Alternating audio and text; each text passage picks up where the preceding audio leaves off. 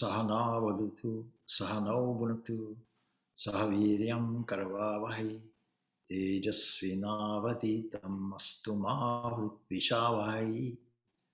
Om Shanti, Shanti, Shanti. May that one protect us both. May that one nourish us. May we work together with great vigor and energy.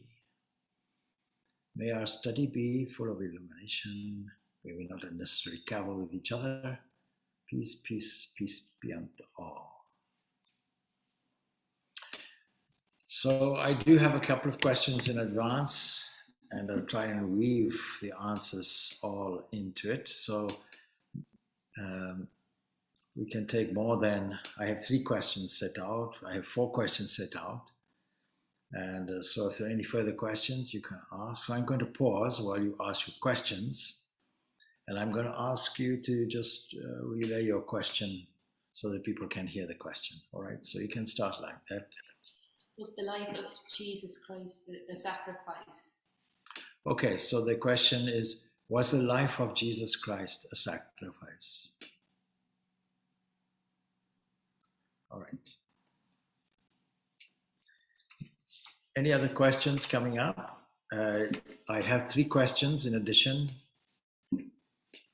So one question goes, apart from the part of the day where we do japa, meditation, how do we keep the spiritual mood throughout the day when we involve ourselves in various activities? And the questioner has specified these activities as work, family, hobbies.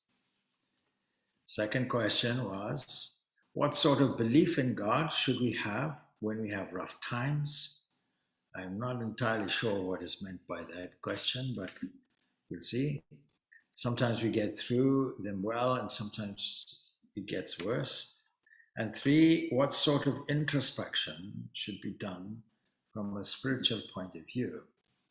Again, that's a kind of question that I'm not entirely sure what the meaning is. So we'll do our best. The whole of life can be seen to be some kind of sacrifice, if we look at it properly. What we call transformational causation in this universe is the typical kind of causation we're used to. That means that if you light some material, such as wood or something, and make a fire, then you're sacrificing the wood, but you're also creating ash and smoke. So something is there, nothing is lost. This is one of the fundamental principles in physics, that the sum total of energy and mass is never lost. Nothing is ever created, nothing is ever lost. That's the idea about it. Only something changes its form. So we can take this in various ways, because the most ancient form of sacrifice was like that, lighting a fire. And soon people understood that this whole process, what we call yajna, or sacrifice, is necessary. And then they thought maybe the whole of creation happened like this. That something was lost, but something was gained. In other words, something was transformed. Now, it's very difficult to understand the life of Christ. And the very reason for that is that scholars, when you go through all the literature, scriptures of Christianity, are not entirely sure about the consistent message and the theological implications of it.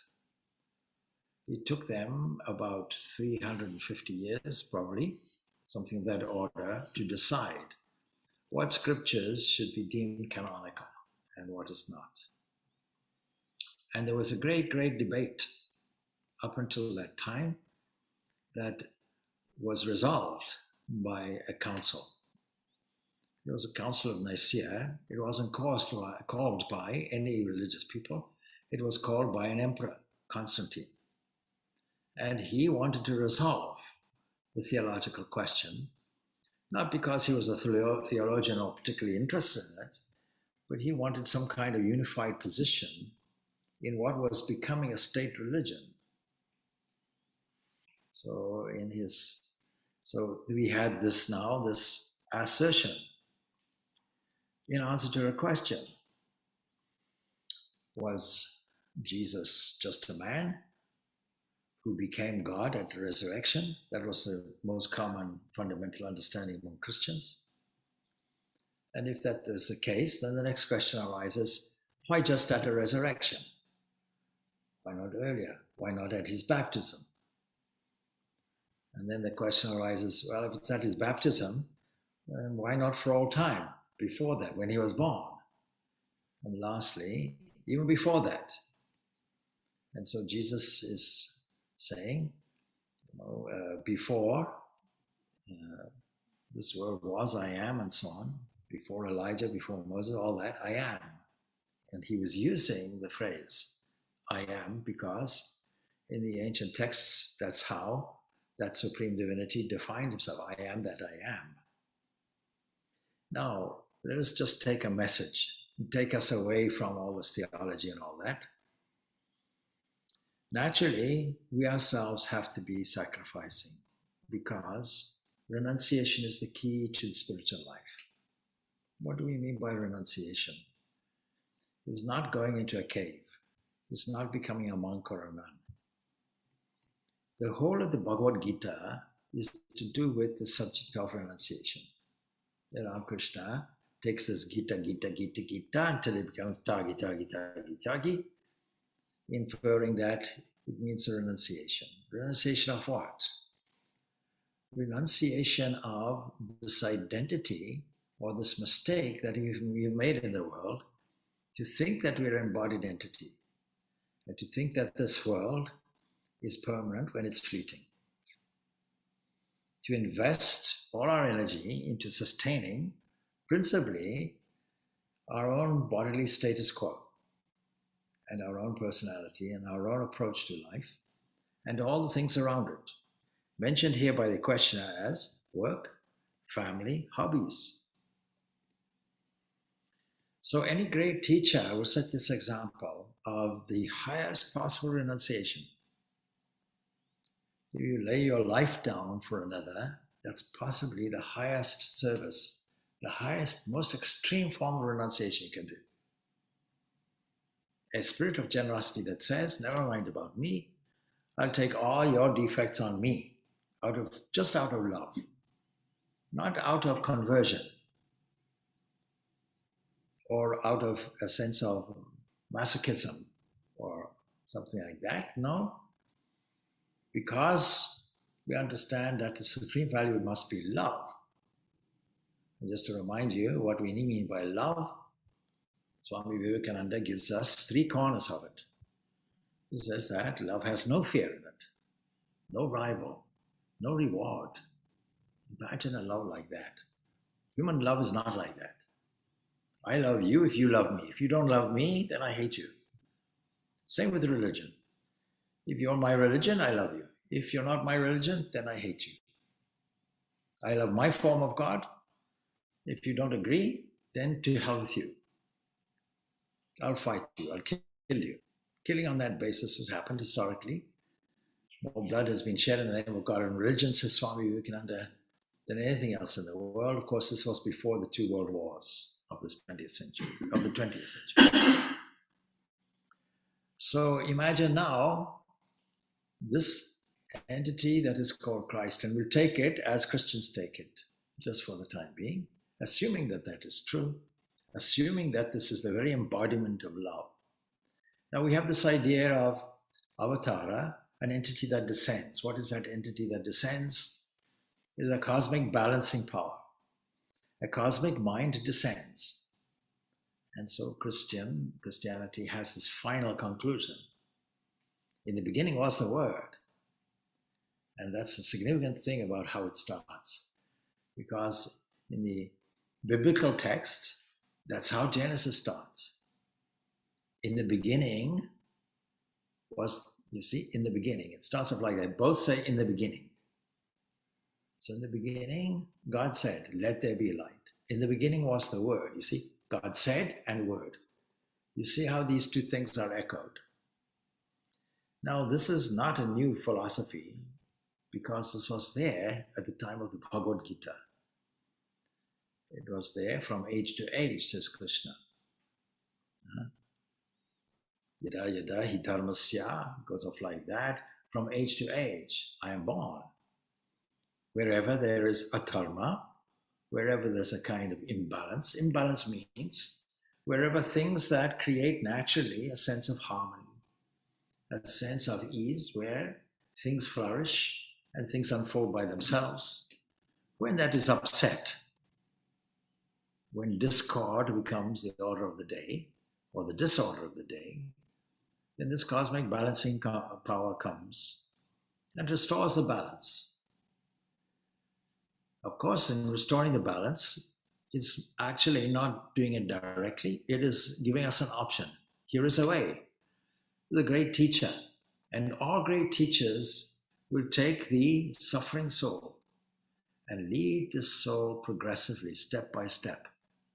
Not give the highest teaching, but give us where we start, where we stand in consideration of that, and say, come on, let us do step one. Never mind about step 7, 8, 9, 10. Step one is enough. Once you've mastered that, you go to step 2, step 3, like that. Progressively taking the soul higher and higher. So we see that Jesus had 3 positions on offer. One position was, I am here and the Father is there. I am the Father. I am praying to the Father. That was one position. Second position, I'm the vine and you are the branches. There's a connectedness. And the third position, I and the Father are one. Are these contradictory positions? No. Supplementary positions. But the first one is saying, I know you feel embodied. And as long as you feel embodied, then you have to love God with all your heart, soul, mind, and strength, like that. And that's equivalent to renunciation, because if you love another wholeheartedly, the love for yourself has gone. You've renounced this petty idea that I am so and so. And that's where all our troubles come from. All our troubles come from an assumption that I'm an embodied entity standing in a certain position, and other people and places or events are against me, opposed to me, and I have to find some strategy to deal with it. So if you take this now, this high philosophical position, and this example of an exemplary teacher, and you take for granted that this indeed is a word that was made flesh and dwelt amongst us, not just for Jewish people or for Greco-Roman people, but for all people, then you see the supreme sacrifice. What is that? That entity decides, let me show you the supreme example, the supreme example of sacrifice. And let me relate it to what you think is sacrifice. So sacrifice in all religions can be purely ritualistic. When we started studying the Kathopanishad a few weeks ago, it begins with a story where Vajrasavas is sacrificing everything. He is making a sacrifice, supposedly, of everything. And he holds back. He's not sacrificing everything. He's not taking all his possessions. An in-house joke, he's probably number 5. So he's keeping something back. Thinking that just the ritualistic action is enough. No, it's not enough. So it seems that all these avatars or incarnations come at a point where the adharma is specifically a decline of the spiritual values that uplift people, collectively called religion. So we can say a decline of religion. So if you want the ancient religious kinds of behaviors or practices in the old days, it's a common practice to light a fire. And when you light a fire, you want to cook on it. And in the ancient days, it was said, I know we have all these defects, and collectively in society we have all these defects. Supposing we take the whole of society, get together as a community, and let us put all our sins onto an unsuspecting lamb or unsuspecting animal and offer that. Whether we get the expression scapegoat. Instead of us taking it on ourselves, we put it on an animal and then put it on a fire and offer it to God, on the assumption that God is not a vegetarian. So that's the old thing. So that kind of sacrifice was done. And at the Feast of the Passover, when Jesus goes into the courtyard, into the temple area, he chases all the money changers out. It looks like a trivial thing. It's not. Because now imagine hundreds and hundreds and hundreds of people collected. And what are they doing in the courtyard? They're purchasing lambs. They're purchasing livestock. Because that is to be offered, and that is to be slaughtered and offered. And even you see in the Kali Puja, that's the idea, we slaughter a goat. In Kolkata, that's when they do the Kali Puja every year. The final thing is they cut off the goat's head. In the Ramakrishna mission, when it was first done, the Birumat, the Holy Mother said, no. Let's not cut the goat's head off. Take a cucumber or something like that, or a gourd, and cut that, just as a symbol, see? A symbol of sacrifice. That's all. Leave the poor goat alone. That was the mother's compassion. Now you see, sacrifice is always out of compassion, self-sacrificing person. And then the supreme sacrifice is there. And you can see the theological match. I'll be the lamb. There was a similar incident with Buddha.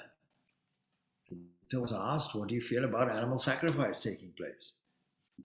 And he said, he never, no teacher condemns anything. They just supplement something. He said, well, if that's the best you can do, as far as you're all aware, the best human species at the moment is an enlightened one. Why don't you take me and sacrifice? That's much better. And so Jesus does this. Just let me be the sacrifice. And let us see the symbolism that we can update a little bit.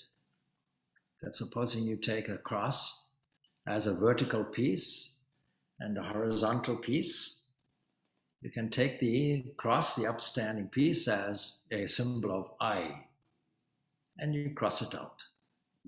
I become egoless. So we can take it in that way. What is the actual truth of it? We don't know. We don't care, because it's much better to take the symbolism of it. So was Jesus a self-sacrificing person? Did he sacrifice himself from all the things that we can get, all the lessons that we can learn from it? Yes. We should also sacrifice our attachment to the body, because the body is the main component of egoism. Attachment to a sense of I, a kind of small center around which the whole world must revolve. And we have to change that. When we change that, we change the whole condition of the environment. And we now have a formula for happiness. So that's what I would say about Jesus in terms of being sacrificing. How does that tie in with these other questions? You see, apart from the part of the day where we do japa meditation, that is the bulk of your day. The bulk of your day. But in every religious system, they will break the day up. In the 12th chapter of the Bhagavad Gita, there are many alternatives given about how to fix the mind. But firstly, we have to understand, if we take the Bhagavad Gita, those who are familiar with it, we'll see the 11th chapter is a big revelation oriented toward devotion. And in there is a big shock, because there is a kind of foretelling, a depiction of what's going to happen in the war, in the Mahabharata war. Everyone is going to be slaughtered. That's a shock. And so many things throughout the universe, we think that things are nice and tranquil, but actually when we look, we see a violent world full of distressing situations. So how can we balance our mind in the face of all of this? Is a good question. But the 12th chapter, you see, from the, let's say, second to the 10th chapter, Sri Krishna emphasizes the impersonal, imperishable principle. Here and there, bringing out the personal devotion. But there you see, in the 12th chapter, Arjun, like us, would be a little confused. There's a question also in the Gospel of Ramakrishna, because Mahendranath Gupta, the author of it, asks, is there no spiritual discipline leading to the realization of the impersonal God? There is, said the Master, but the path is extremely difficult. So from the Gita, that's what we find. Sri Krishna, he makes the same remark. And it was clearly on Arjun's own insistence that the Lord showed this universal form in the 11th chapter, but it turned out to be a sort of preview of things to come. And Arjun, the victor of every battle, he trembles at the whole prospect of this. And so on his urgent pleas, of course, Krishna withdraws this vision. Well, so he then assures Arjun like this. He says, he who does works for my sake, who looks upon me as the Supreme, who is devoted to me, who is free from attachment, without hatred for any being, he comes to me.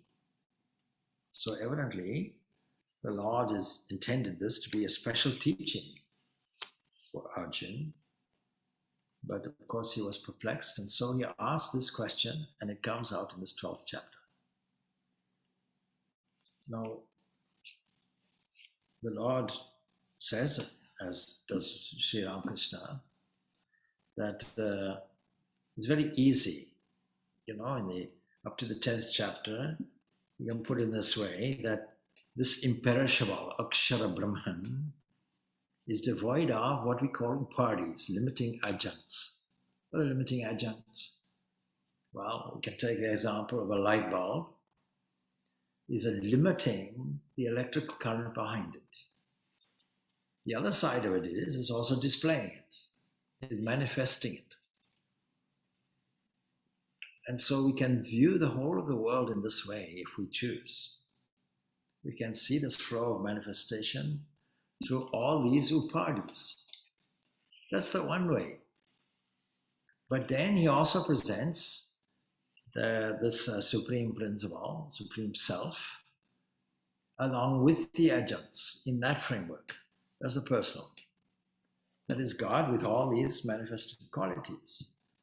So we have two ways of looking at the universe. So naturally there has to be a clear answer. Which way is better? And the 11th chapter picks this up.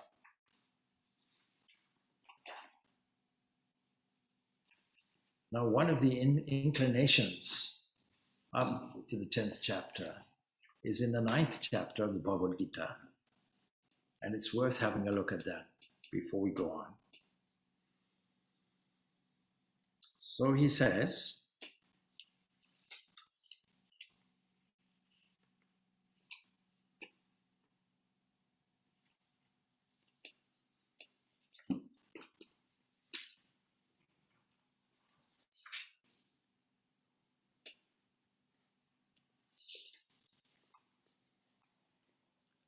very specifically, Patram Pushpam Palam Tayam, whoever offers me with devotion, with love, with selflessness, a leaf, a flower, a fruit or water, that pious offering of the pure in heart I accept. I was a few years ago, probably now, I was in France and they were preparing for a big puja. And I asked the pujari, I said, so how long did it take you to learn this? A long time, and I'm rehearsing it because it's very complicated and I didn't make one mistake. So I said, what kind of puja does Krishna recommend? I don't know. Well, it's very simple. You just take a leaf, you take a flower, you take some fruit, you take some water, and with a pure heart, you offer it. There can be nothing more simple than that. So in religious practice, we often do all these rituals and so on and so forth and blank off the deep meaning. And when we blank off this deep meaning, the purity of the heart goes away. It is much better to repeat a mantra instead of repeating it 1,000,000 times, to repeat it once with deep meaning, with deep concentration, where tears will flow, than to rattle it off 1,000 million times. But when we do japa, that is repetition of a protecting thought called a mantra. In specific practice, what we're doing is we're inviting the Lord of the universe within. And because that leads us also to this practice of meditation, the prerequisite, if you will, a kind of conditioning the mind, a loving invite, please come, please come. But during the day, what should we be doing? Should we also be using the mantra during the day? Yes, we should. My own guru was asked, how many times should I say my mantra? He said, 24 hours of the day. That means that there's no separation between our secular and spiritual life. These two terms have no meaning. Because if you take seriously what is the purpose of my life, if you're a devotee, you might say a vision of God. Or if you're a jnani, you might say to have the fullness of truth. Once that realization comes, that's the purpose of my life. The purpose of my life is to enter into that supreme truth, that supreme Brahman, to feel one with it, on the understanding I will never separate it from it. But step by step. These two things are the same thing. If we take that purpose seriously, then it means that every action, every thought should be dedicated for that purpose. But in practice, we forget it. Having said that, he then goes on to say, so that's the formal worship. What is the informal worship?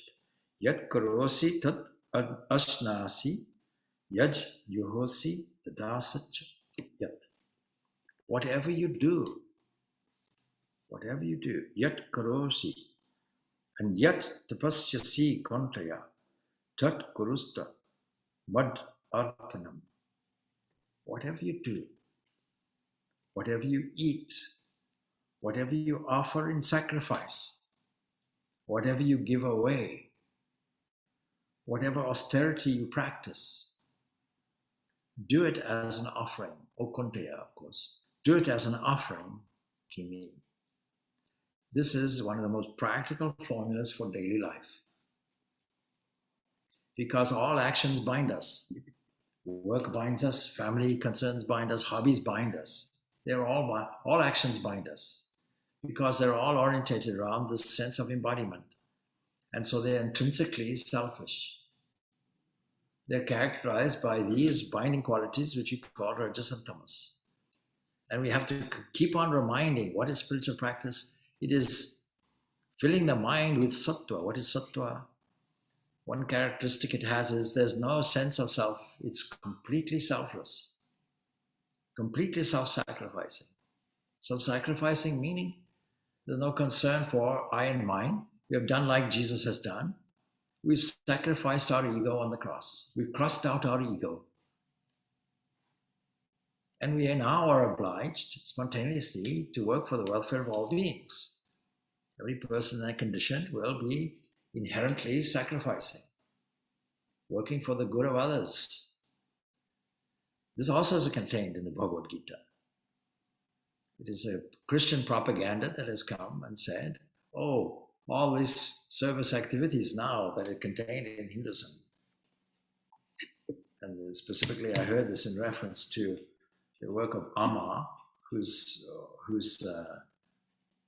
philanthropic work goes on, all modeled on Swami Vivekananda's teaching that he got from Ramakrishna to work for the of all, that Shiva is Jiva, Jiva is Shiva, seeing God in everything and spontaneously reacting in service. When God comes to your house, you don't ask him philosophical questions. You'll offer him water, wash his feet, isn't it? You'll give him flowers and you'll give him food. All of this you'll do, standing in a sense of wonder, sense of awe, and sense of thankfulness, a sense of love continuously flowing. You want to keep him standing at the door, but the truth is that the Lord of the universe is here and is now and is love. The fact that you don't notice it, that's your problem. The whole of spiritual endeavor is to bring this in. So he says, thus shall you be free from the bondage of actions, yielding good and bad results, be free from all of that, and being free and with your heart steadfast in fixity, what is called yoga, yoga of renunciation. You shall come to me. The beautiful, beautiful passage. It gives us the entire formula for living life. Now, there are some practical ways that are suggested, and Sri Krishna surely gives it in the 12th chapter, because this question comes up. Which path shall we follow? Shall we follow the path of the imperishable, the impersonal, or this personal aspect? And bearing in mind, we have to start somewhere. So Ramakrishna puts it this way. He says,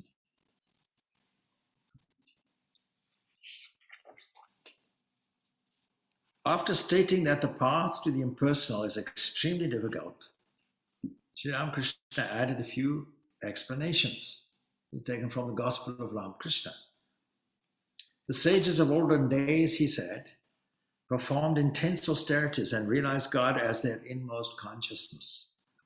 That is how they experienced the real nature of Brahman. But how hard they had to work. They went out of their dwellings in the early morning and all day practiced austerities and meditation. That's a far cry from work, family, and hobbies. Returning home at nightfall, they had a light supper of fruits and roots. But an aspirant cannot succeed in this form of spiritual discipline if his mind is stained with worldliness, even in the slightest degree, The mind must withdraw totally from all objects of form, taste, smell, touch, and sound. Only thus does he become pure. And then he adds, the pure mind is the same as the pure Atman. To be pure means here that the devotee should be altogether free from lust and greed. Now the Gita uses the expression kamaha, krodhaha, cha lobhaha cha. That means lust, wrath, and greed, lust, anger, and greed. These are described as gates, the gates to hell, and gates to darkness. And Sri Ramakrishna, of course, used that jingling kind of term, kamini kanchana.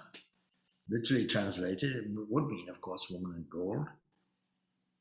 But Vivekananda uses a more clear version. He says in his literature, Kama Kanchana, that he employs in his song that is composed in the evening worship that we sing in the arti. And that's translated more as passion and avarice.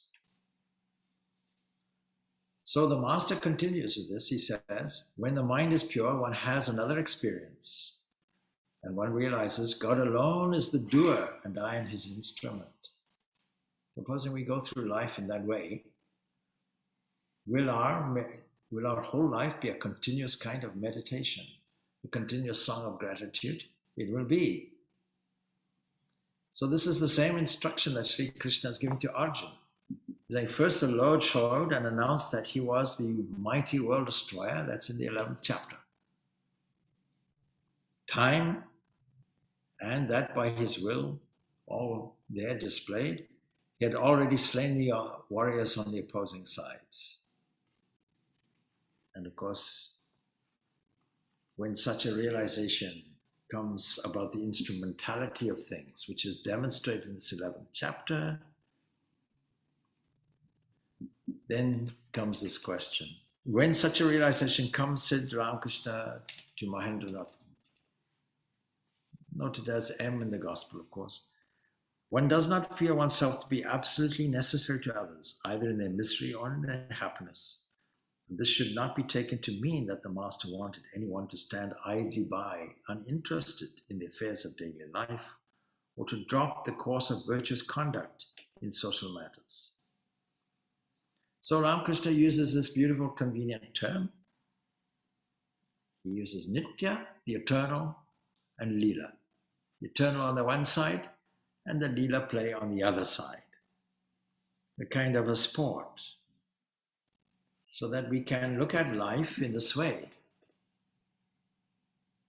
Now we can view it in these two ways that Sri Krishna gives us. You can use it, you can say either this impersonal and perishable, and Arjuna asks, which is better? So what does Lord Krishna answer? He said, those who worship me, fixing their minds on me, ever steadfast and endowed with supreme faith, them I regard as the best practitioners or yogins. Shri Bhagavan Vacha, Mai Avesha Mano Yemam Nitya Yukta Upasati. But those who worship the imperishable, the indefinable, the unmanaged, the omnipresent, inconceivable, unchanging, immovable, and eternal. Look at all the wonderful words that have to apply for our ease of understanding to something that is completely inconceivable. Many terms we have to use to grasp this. Having subdued all the senses, even minded under all conditions, and devoted to the good of all beings, truly they also come unto me. See, it is not that we learnt, or India learnt, the idea of social service and upliftment of people from the Christians. It is here in this Bhagavad Gita. But you see, what is the problem? It still doesn't give an answer. It says both are okay. But the difficulty is greater. Klesho dikatarastesham avyakta shakta chetasam avyakta hi gatir dukam dehavadhir avapyati. The difficulty is greater whose minds are set on the unmanifest. For the goal of the unmanifest is very hard, and here's the beautiful phrase, for the embodied to reach. The expression is Deha Vadbhir. Deha Vadbhir. For the one who is attached to the body, one who feels that they are trapped, as it were, in the body, or who possess the body, one who make an identification with the body. That's what it's meant. And that applies to more or less everybody. Everybody in the sage is struggling with that. And the alternative is, as Ramakrishna suggests, yes, go out in the early morning, spend the whole day in this practice, come back, eat some fruits, and so on, and go off. No work is done. Completely dedicated. But for most people are bent on going to work. That's a necessity for them, with domestic life and so on. What should you do? you should then fix your mind. But is it possible to fix your mind? So beautifully, Sri Krishna gives some alternatives. Now he says, having described the characteristics beautifully of somebody who attains a steadiness in all circumstances, whether they're working or in family life or hobbies. So he gives some alternatives like this. He says, but those who consecrate all their actions to me, regarding me as the supreme goal, and who worship me, meditate on me with single-minded devotion, to them whose minds are thus absorbed in me, I very soon become the deliverer from the ocean of transmigration existence, going round and round, taking the return ticket, beset with death. So what is he saying? And now I'm directly answering this question. Fix your mind on me alone, he says. Let your thoughts dwell on me hereafter. You will live in me alone. Of this there's no doubt. Mayeva mana adastva mai buddhim niveshaha.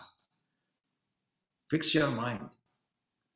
Now, how easy is it to fix our minds in the midst of work activities, family demands, and also leisure activities? Bear in mind in the 6th chapter, meditation is not for one who eats too much or eats too little, who sleeps too much or sleeps too little, and who has too much recreation or too little. Recreation is also necessary. A balance, a work-life balance is necessary. So supposing you can't do all of that, Krishna understands. So he says, Atachitam samadhattam, if you are not able to fix your mind steadily on me, then seek to reach me by the yoga of constant practice called Abhyasa Yoga. Abhyasa Yogana Tato Mam Icha Tam Dhananjaya. That means that we have to have a technique where all our thoughts, our attention is brought back consistently during the day. Now, repeating your mantra throughout the day, as was suggested by my gurus, is 24 hours a day. This is a wonderful way of doing it. Because if you're loving a person, you see, you take young teenage love or something, you see how miserable they are. You ask, what's the matter? Oh, I met somebody. That's okay. Sounds good. No. They never text me. Well, when did they last text you? 5 minutes ago. Until then, nothing. Next thing, a beep, beam. Oh, they text me. You see, if we continuously recall somebody's name, it comes with the actuality, the entity. Call God's name and God is present to you. Do it lovingly and God is always present to you. That's why the mantra has to have a meaning. It is a sound embodiment of your most beloved ideal of God. Continuously repeat the name lovingly, lovingly, lovingly. If you're doing that, how can anything else enter? How can any distraction come? Even though you're doing it unconsciously, continuing, you're still doing your work, you're still attending to your family, you're still doing your hobbies. All of that is being done. Second way of bringing the mind back, bring your attention back. Deliberately steer your attention Godwards by splitting your day up into sections. Every religion does it. The Muslims pray 5 times a day. The Christian liturgy is divided 7-fold. And the minimum requirement is please stop maybe 2-3 times a day. Actually, the average should be about 5 times a day. Think of God. I'm not saying how long, but there's a mood in the early morning before the sunrise. You can take advantage of it. And then when the sun rises. Now, this is a kind of formal practice, that's okay. But that charges your battery throughout the rest of the day. But midday is also there because most people take tea about mid-morning. People working here, If you want laborers to work on a construction site and it comes 10 o'clock, you can't find them anywhere. They go there are for tea. So there's an opportunity. Prior to lunch is an opportunity. Midday is an opportunity. Mid-afternoon is an opportunity. Again, tea time. And then in the evening, we're back to formal worship again. And then the midnight is also a special area as well. Special time with the quietness. So there are no shortages of opportunities where we can bring our attention back. And our attention, we are very good concentrators because it's very easy for our attention to be distracted. That's a kind of concentration, isn't it? And a funny example is often given. Supposing a husband and a wife are arguing, going hammer and tongs in a household, shouting at each other, disagreeing, arguing. Suddenly the doorbell rings and they open the door and it's all smiles as if nothing happened. They forgot completely about their argument. When the guest leaves, no, something different maybe, but at least for that moment, 1 hour, 2 hours, sitting down, drinking tea, reminiscing about their holidays that they went on, their family, delightful company, and so on and so forth. So what became of the argument? It's gone. The child falls down, grazes his knee, cries. You pick the child up, here's the moon, look at the tree, and so on. So the child forgets the pain immediately. It means that we have the capacity to detach from our own small world, our selfishness, just for a moment. And if we can do it for 2 hours, then why not 2 days? Why not 2 months? Why not 2 years? Why not a lifetime? Bringing the mind back, bringing the attention back is what it is. When you train a dog, see, the mind is like that. 2 ways to control it. You can beat it and struggle with it and repress it. It's not a very good technique. In the beginning, you may have to be firm. But after a while, it becomes an obedient mind and it understands the greater delight of staying in the divine company compared to all other kinds of form of enjoyments. So the Katha Upanishad tells us 2 paths are there, Shreyas and Prayas. You can take whichever one you want. One is preferable and delightful and is abundant. The other one is temporary, shallow, gives pleasure for a moment. But your choice is yours. And very often great saints address the mind, oh my mind, which do you want? Do you want this way or that way? The free choice is there. Unlimited freedom is exhibited by our limited freedom of choice. What a wonderful thing it is. Given time, we have this opportunity. Time is a great gift. If it all comes at once, we have no chance. But because it comes seemingly in perceived seconds or units, we have a great chance of putting something we want in. Then reading scripture. All of these are techniques of bringing the mind attentive to the presence of God right now, right here, right now. And even if you can't bring your attention back, what then? So Krishna says, if you're incapable of this constant practice, what St. Paul calls prayer without ceasing, what we find in a small little book or booklet called Practicing the Presence by Brother Lawrence. And there we have that formula of always bringing the mind, the attention back, and having a different way of looking at things. You see, if we're able to see the divine in every face, through every eye, and in every movement and every activity, this is called Abhyasa Yoga. But suppose we can't even do that. If you're incapable, Abhyasa Pya Asamartho Srimat Karma Paramo Bhava. If you're incapable of constant practice, be intent on doing actions for my sake. Make all actions an offering. Before an activity, this is for you, dedicated. After the activity, this is dedicated to you. In the meantime, concentration on this. Now, in the face of problems, then, what will happen?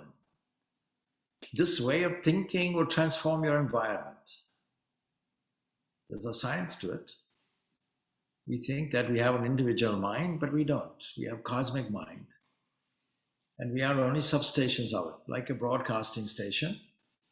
You think that there is one, you think that for every broadcast received, let's say in Rotterdam or Amsterdam, say in every household, we get the same broadcast. It must have been delivered to our particular station.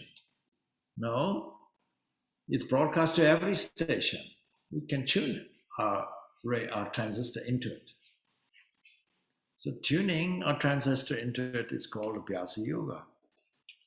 And if we can't do that, then at least we can offer all activities to that with love and devotion, even by performing actions for the Lord's sake.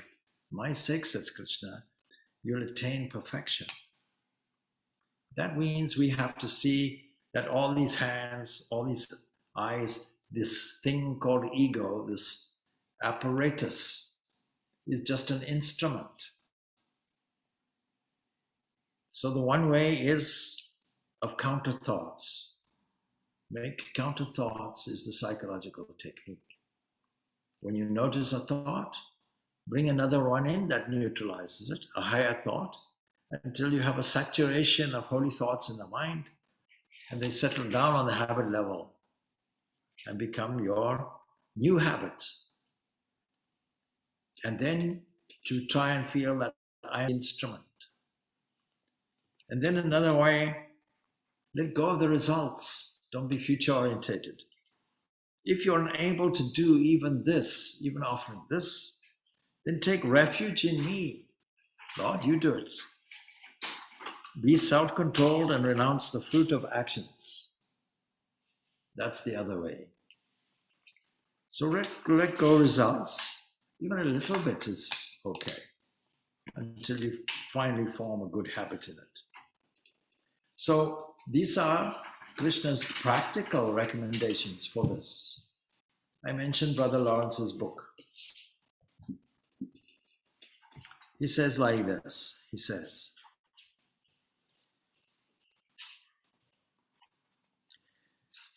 I should point out that Brother Lawrence's small book, Practicing the Presence, has 4 parts to it. One consisting of conversations, the other is to do with letters, and then there are principles, and then there are ways. And I've picked up a passage from the ways.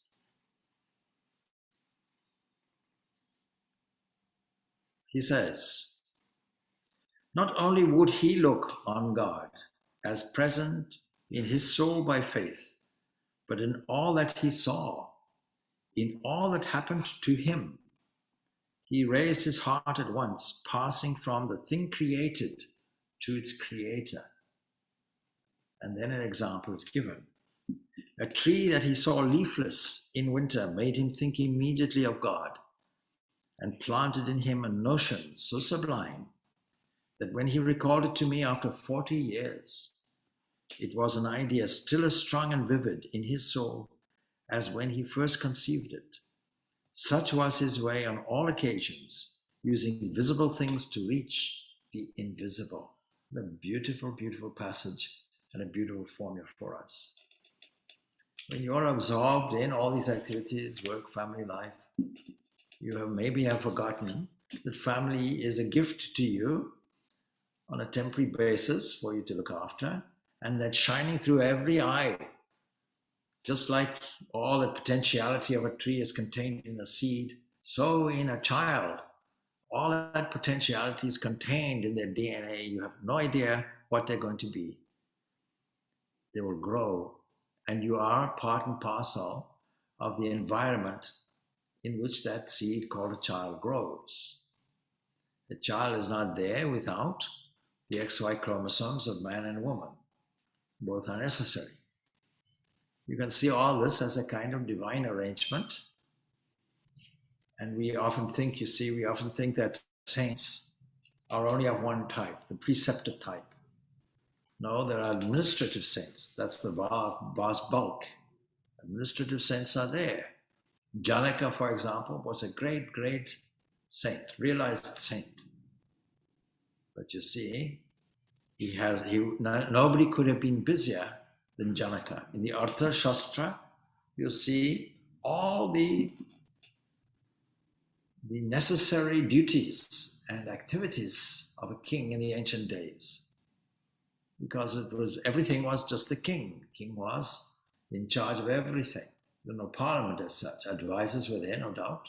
And the preceptors were part and parcel of that. But if you study what his day was, the time he gets up to the time he gets to bed, he is so active, hugely active. You can imagine some of the activities he's doing, looking after social conditions, county council there, looking after people's problems and difficulties, protecting people, maybe even by waging war, planning strategies, building, basically looking after the whole of society. And these kings went, by the way, when the British Raj spoiled all that and said, no, kings are not like that. Kings they should be dedicated to hunting tigers, and brought that in. Then unfortunately, you see that whole system fell down. We ask, why are sannyasis involved in this work, and they weren't involved in the ancient days? It is because they were all looked after by the Kshatriya caste, leaving and protecting people to move in the direction of freedom. So this beautiful thing. Now, what is the thing that Brother Lawrence has that we don't have? I read again, see? Passing from the thing created to its creator. Everything, wherever he looks, he sees God. And the whole of meditation is taking the mundane objects that we're used to and tracing their origin back in ever increasing degrees of subtlety to their origin, to their source, to their blissful base. We can do that with eyes open and eyes closed. Seeing the God in everything and everywhere. Offering the fruits of your activities in that direction. What sort of belief in God, I'm reading the question now, should we have when we have tough times? Well, you should believe in God. Belief in God is not necessary.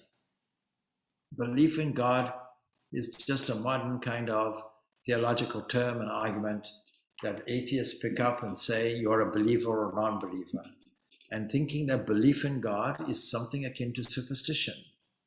If I believe that there is milk, it is because I have seen it, and because I have heard about it, I have seen it, and I have drunk it. Having drunk it alone, I know there is milk. So it's not belief, it's knowledge that we want. We don't want any belief, we want knowledge. And knowledge comes from seeing. See God in everything. And if there are tough times, well, the tough times are only from our point of view, because we have to have that kind of knowledge or understanding of that supreme, that entity that we walk with and walks with us, that entity that gives us breath, digests our food, never abandons us, that is pure love, is a flowing entity. And when we let go and allow that entity to flow through, then all the things get transformed. We have the capacity to take it as an adventure. It's like asking, so in a game of tennis at Wimbledon, or a game of cricket, let's say, what sort of strategy should we use? Well, we have the capacity. We have trained. We've been in the nets. Somebody has hurled a red ball at us. In the beginning, we may have ducked, but now we've learned to estimate where that ball is going to be, and we have timed it in such a way that we now connect the bat with the ball and we hit it. We don't complain. Wait, somebody's throwing a ball at me. What a terrible thing, it's like a bomb or a hand grenade. No, it's a sport. And that's the game. And we are padded suitably so that the ball, if it hits any part, it doesn't hurt us. But before it connects with us, we have to have the art of estimating where will it be, and that has to be a very quick reaction, and it comes through practice. What is spiritual life? In the 6th chapter of Bhagavad Gita, coming back to that, 2 things are necessary: seeing things in the correct way and practicing it. Practice and discernment, practice and detachment. These are the 2 ways. Detachment doesn't mean being impersonal or impervious to all the difficulties. No, we can recognize those. When I was in Zimbabwe, I used to have to go through potholed roads. And it was about 600 kilometers of potholed roads. To the extent that, a common joke, what sits in the road with horns? It's a giraffe in a pothole. That's how deep the potholes were. So it is madness if you don't take a 4-wheel drive on it. We have all the equipment and capacity to deal with all of the issues in life, because man has the capacity to transform discord into harmony, is equipped to do that. A kind of multi-purpose personality thing that can take all the discord in life and transform it into harmony. Something that the flower does anyway. The flower grows in stinking stuff called compost. He doesn't complain, as far as we know, register a complaint to the county council. Look, you put me in all this, how can I grow in this? No, it uses it and takes advantage of it. These tough times that we call it is only our interpretation of things. And we are well equipped to take them. So successful people, regardless of whether they are theist or atheist, will have the confidence that they are equipped to face anything, that all the resources are around them, and the patience to wait like a fisher person waiting for the line to be moved, and the patience to see the series of go, go, go, go, green lights everywhere. Come on, this is the way, this is the way, this is the way. And opportunities like that. And coupled with hard work, you'll be successful. The person who believes in this personal God, or believes in this flowing entity through every hand, every arm, every eye, every head, will be confident that all of this will flow in a way, and that we can then follow this procedure, that every action is offered, every fruit or every result is offered to the divine, because it doesn't belong to us. Nothing belongs to us. You say, I drove a car, let us say on Friday, I drove a car, that's the expression we commonly use, to Dungannon. Oh, aren't you tired after a long journey? No, the car did all the work. I just sat. What tiredness will there be in sitting? Ask the car if it's tired. I'm not tired. Why should I be tired? It's not my energy I'm using. When we shift that attitude and add that dimension, we enrich our success in the sense that we become spiritually enriched also. And then what sort of introspection? I'm just looking at the time here. What sort of introspection should we do from a spiritual point of view? It's easier to ask, what should we not do? We should not take a first-person singular approach or a future tense. We should sit here in this present moment, understanding that God is here, God is now, God is love, and use that formula in our life. So we have run out of time now, or time has run out of us, whatever it is. And so we leave it at that. All right. Om Shanti, Shanti, Shanti. Peace, peace, peace be unto all.